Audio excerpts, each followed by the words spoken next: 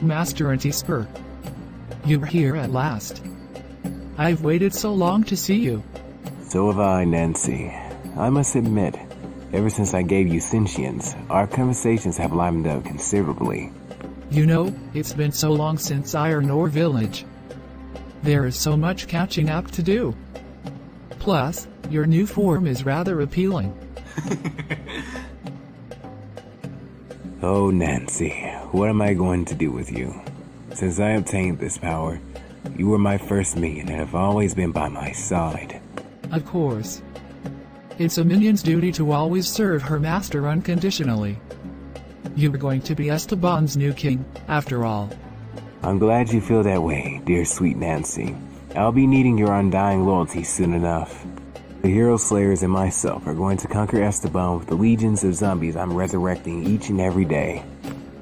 I must say, this new form along with the new powers I obtained from the Hero Slayers is exactly what the doctor ordered. Wouldn't you say, Nancy? Of course. It's an improvement in more ways than one actually. I'm just impressed that you managed to get the Hero Slayers to follow under your lead. It's nothing special, really. It's just a hopelessly romantic girl that's obsessed with a slave boy and a giant green simp that waits on her hand and foot. In hindsight, just about anyone who knows them well enough would be able to manipulate them all the same. As long as they handled the heavy lifting in Esteban, they'll prove to be nice tools for my use. Yes, of course. At any rate, the time draws near. Within a matter of days, the zombie legion I've built will soon be complete, and the world will soon know the true strength of Almagest. I can hardly wait for that day. Finally, at long last. Anti-Spurs Legion is narrowly close to being finished. I can almost taste the victory now. Lady Noel, please. This war and your motives, they make no sense. That slave boy, just let him go. Worth all this trouble, he isn't.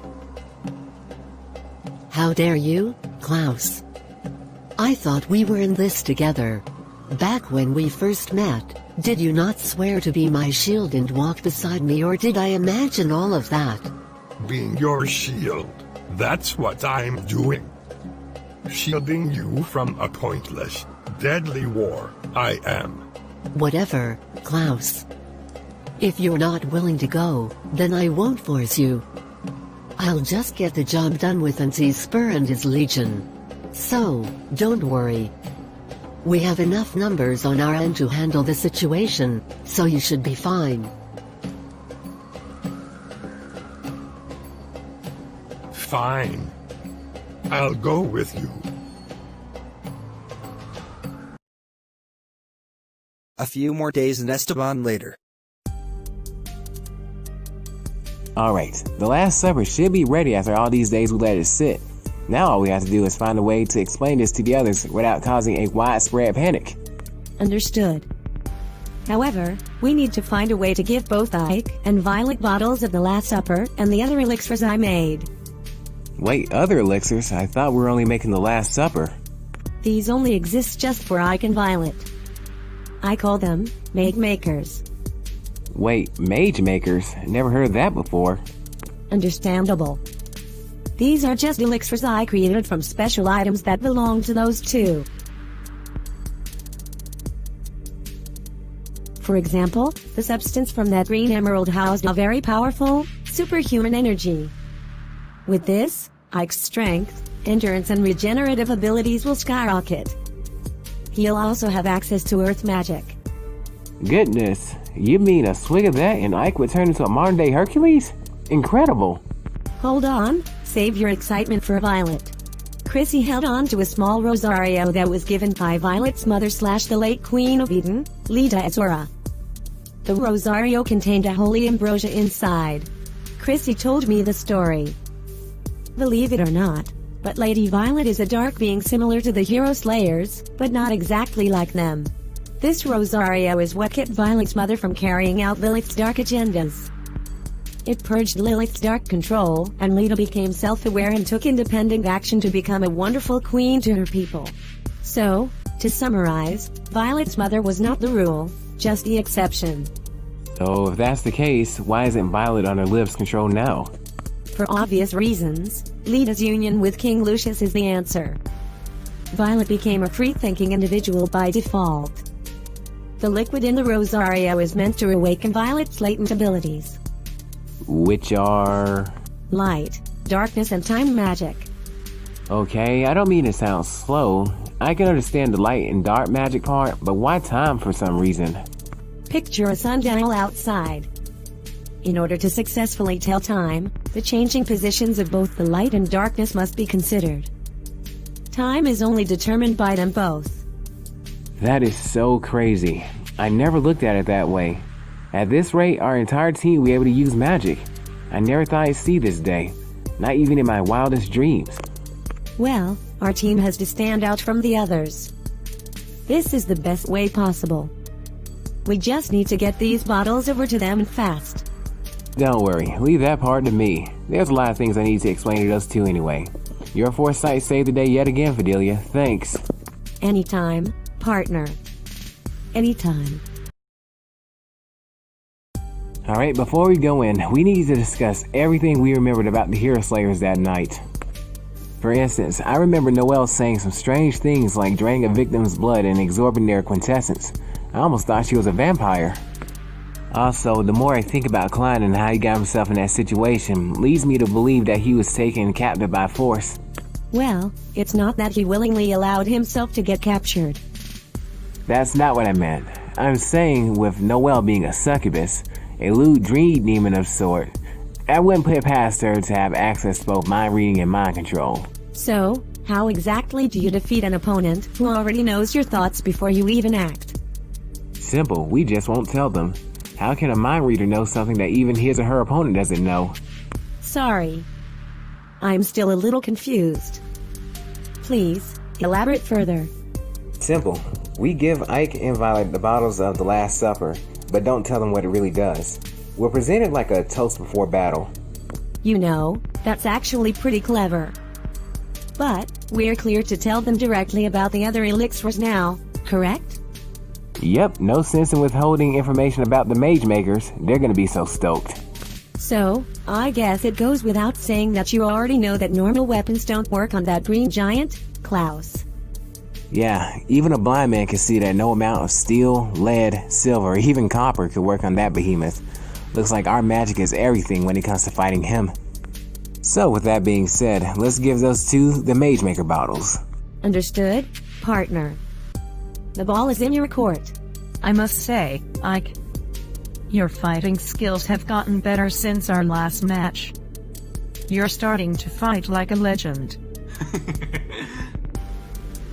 No, I'm nothing like a legend. I'm just fighting to win this tournament. We've made it this far to the semi-finals. I just can't wait to see what's in store for our victory. Speaking of semi-finals, our next matchup is against the previous champion named Velda the Flame of Troy. Rumors say she has otherworldly, draconic strength. You're telling me. It goes without saying that she's going to be a strong opponent to face. But at the same time, so are we. Let's not make light of our victories in this tournament. They were nothing to scoff at. I'll say, I myself always wanted to enter a fighting tournament and try to earn my spot at the top. But alas, circumstances. Justin, how did you get here? I hope no one saw you. Relax, I won't take long. I'm just here to drop off a little congratulation gift for you two. Here, bottoms up. The two fighters then drink the elixirs without question. Whoa! That was actually refreshing. Thanks for the energy drink. Yes, thank you. I feel as if I can actually go a few more training sessions now because of it. So, how's magic training going? Awesome. In fact, you two have officially tasted the fruits of our labor. Wait, what? I'm confused. Justin. What are you saying? I'm saying that you two are officially mages now. Isn't that exciting?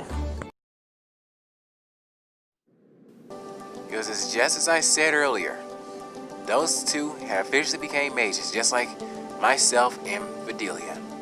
It was all part of the and a phase partner synchronization skill.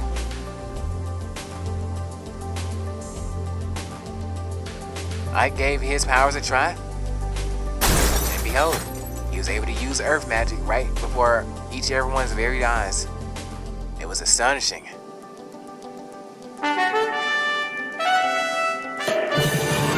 Now it was Lady Violet's turn. Being the nervous skeptic she was, Lady Violet was rather hesitant, but then Ike came and encouraged her. All eyes were on her and her magic. Then, before everyone knew it, time started falling from the sky, and she was able to slow down and do everything any time magic was able to be capable of.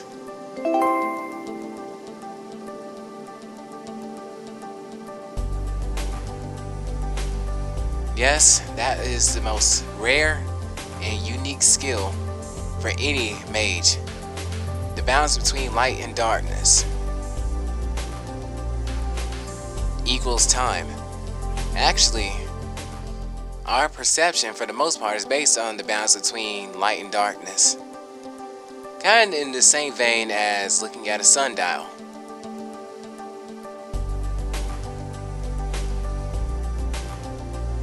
You know for sure by the positions of the shadows what time is passing and what time it is. Vi's power, however, is unique. She can either fast forward her opponent or herself, or slow it down. But she cannot go back in time or forward in time because the effects are too risky. Everything has to be done within a day. We don't know why, but just for the most part, it's best to just stay within the time frame of a single day, to not use any time travel for the most part. Because stopping time itself alone was enough to put fatigue on her. So, let's not push our luck.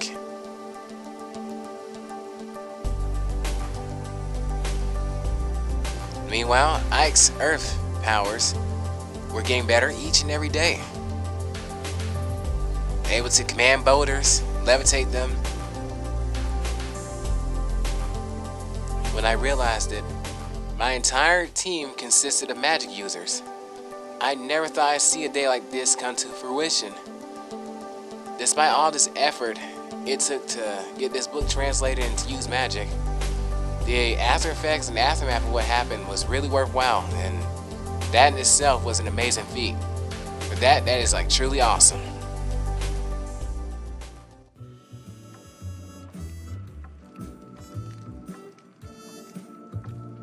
Goodness, sweetheart, you're making me feel some type of way. Where's all this coming from? Simple. You've made each of us so much better since we've met you, and I'm just truly grateful. No one, not even the hero Quake and his team, went through all this trouble for a mere client. I'm just overjoyed. Well, sweetheart, if you want to thank someone, thank Fidelia. This was all her idea in the first place. Right, of course. I just can't wait to use this new power in the final rounds of the tournament. Our victory is assured. Not so fast, sweetheart. I expect you to win the tournament, not to cheat in it. Heroes fight fair and square. Remember that. Fine.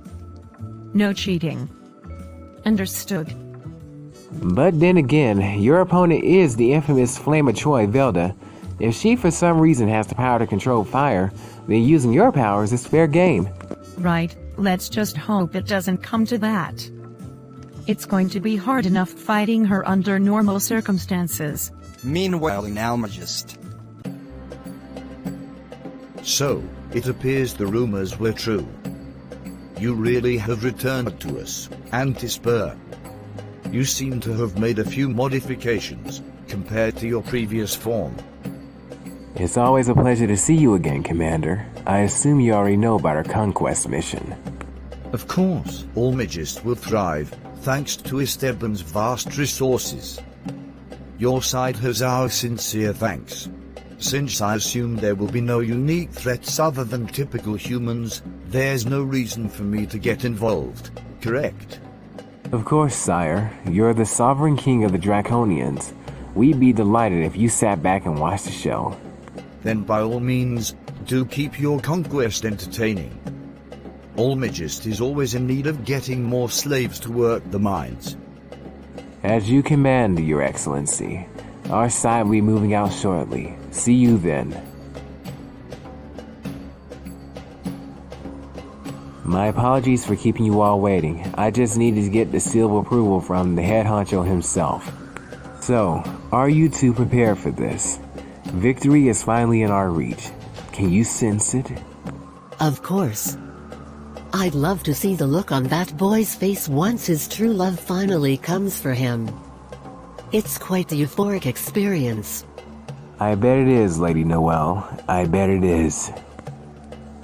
Hey, big guy, how do you feel about this? Lady Noelle's desires are my desires. That's great to hear, Klaus. Now that we're all in agreement, our legion will set out for Esteban at dawn. Be prepared. Afterwards, the faithful dawn arrived. And so the highly anticipated zombie legion marched towards Esteban, leaving a gigantic path of destruction in their midst.